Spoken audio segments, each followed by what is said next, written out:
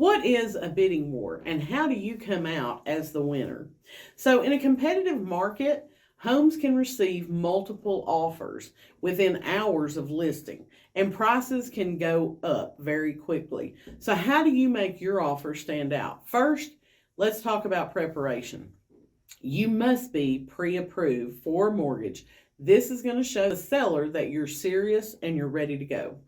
The next thing to remember is that flexibility is key. Be ready to move quickly and to accommodate any special requests the seller may have. Now, let's talk about the offer itself. While a higher bid is attractive, it's not always about the price. A clean offer with fewer contingencies can be more appealing to a seller. Consider limiting or waiving contingencies like home inspections, but beware, this does come with a risk. So make sure you're talking to your real estate agent about waiving contingencies before you take that step. Last thing you need to remember is you must work with an experienced agent who knows the market. As your local expert, I can guide you through the nuances of our real estate trends and guide you through making a competitive offer.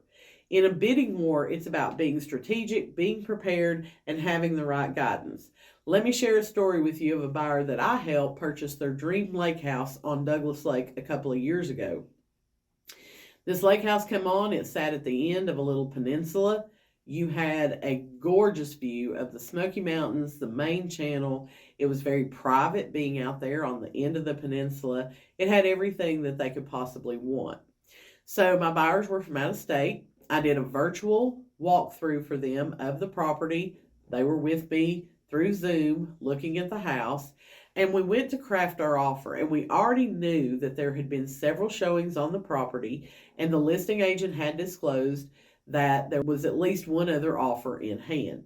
So I was talking to my buyer, and I noticed that on the listing detail sheet that we see in the MLS, that the listing agent had marked possession as negotiable.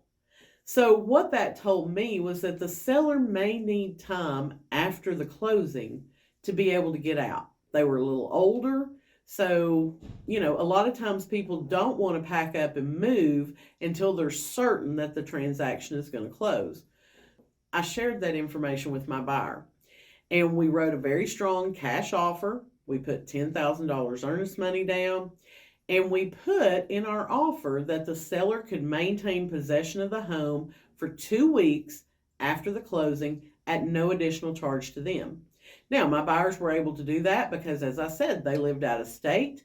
They were going to need to sell their home up there before they could actually move into this lake house.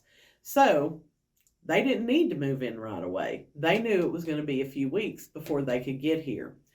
So we presented our offer to the listing agent, who then presented it to the seller. Listing agent calls me back. We got the offer. We're now under contract.